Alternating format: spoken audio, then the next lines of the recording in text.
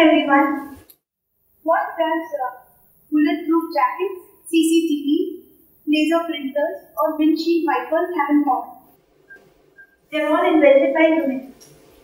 I'll play you a short video about a woman in innovation.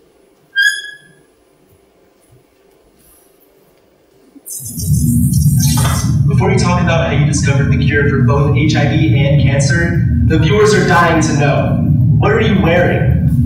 I'm wearing a lab coat. It's white.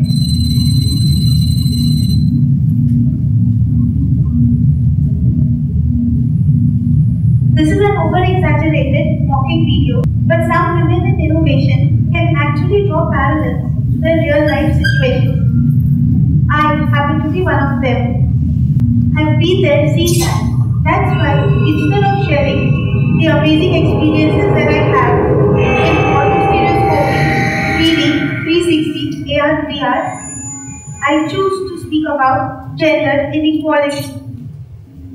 I believe that this needs to be addressed now more than ever because the nerd group or the women in computing has plunged from 37% in mid-80s to 24% today.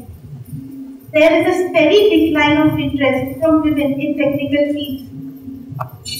Let me quickly give you some statistical facts about women's corporate gender gap. Women own only 5% of the startups. Only 7% of partners at top 100 venture capitalist companies are women.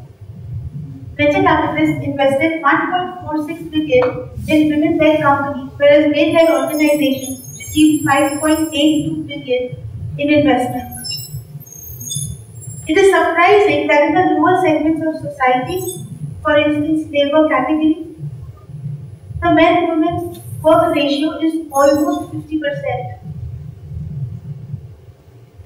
But in Silicon Valley, the paradise of technological bigwigs, women hold only 11% of executive positions. Does this really make any sense? Logically, there should be more women in secure offices, in comfortable job positions, as compared to tiring, labor-oriented work environment. But that's clearly not the case. What's with this equation of technology and women? Is culture playing a role? Is culture causing imbalance? Technology causes growth, and more often than not, it causes disruption. It is difficult for any society to handle this kind of disruption. To explain this, I will share an incident. Dr. Robert Edward and Dr. Patrick Steptoe had been researching fertility methods.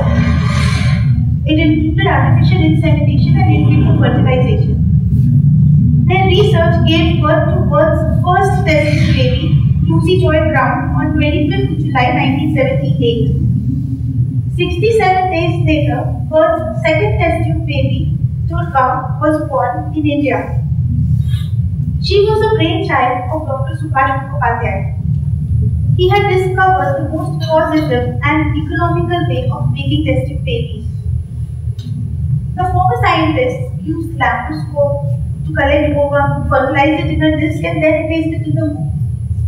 Whereas Dr. Subhashpark used a small incision to collect ovum, matured hormones using a local refrigerator, and then replaced it in the womb. Not only did the chances of pregnancy jump to higher order, but the process was extremely simplified. So what was the fate of these genius doctors? Fate, unfortunately, had double standards. The British doctors were awarded Nobel Prize for their amazing contribution to humanity, whereas the Indian doctor was driven to commit suicide in 1981, just 3 years after his successful attempt. Dr. Subhashpark was undoubtedly a genius, but it took us Indian society more than 2 decades to realize and accept that. In 1978, when he looked forward for recognition or simply support for his innovation, he was criticized, ostracized, his family left him, and government took away his freedom to travel and attend international conferences. He was dejected because society thought that he was committing crime and trying to play God. I'm afraid not much has changed in the last 40 years either.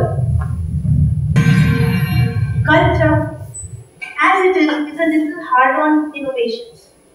And moreover, if it's a female innovator, imagine with the global trends and figures that I stated earlier, what would be the situation for her? One of my innovations is a scratch card which turns your viewing device nearby as free.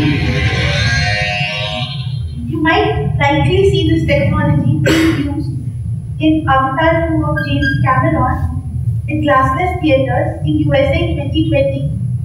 But we already have a personalized working 3D solution in this part of the world in 2018.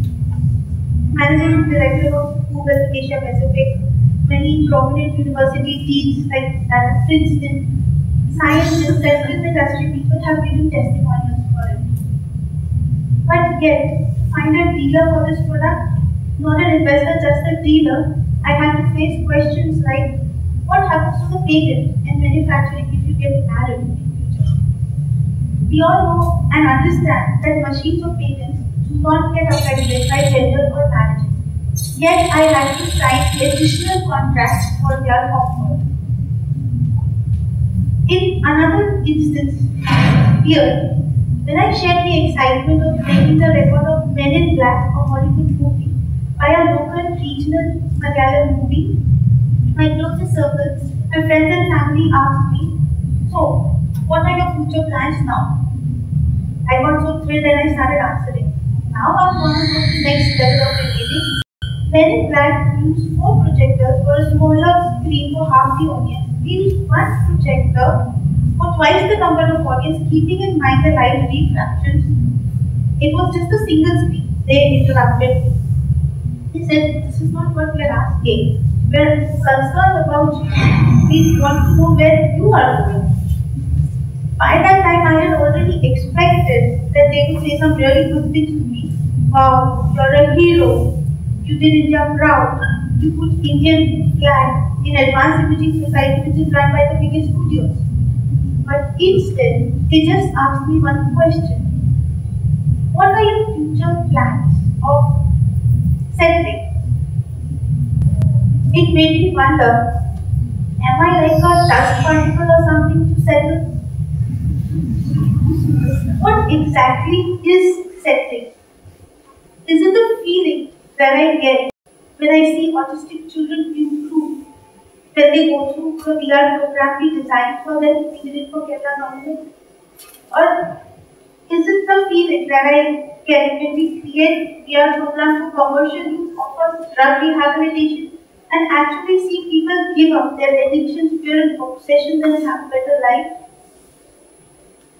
It makes me very strong in my will. I feel happy that I can contribute. But every girl may not be as lucky or may not come out as strong. So how long or how far will all these girls go?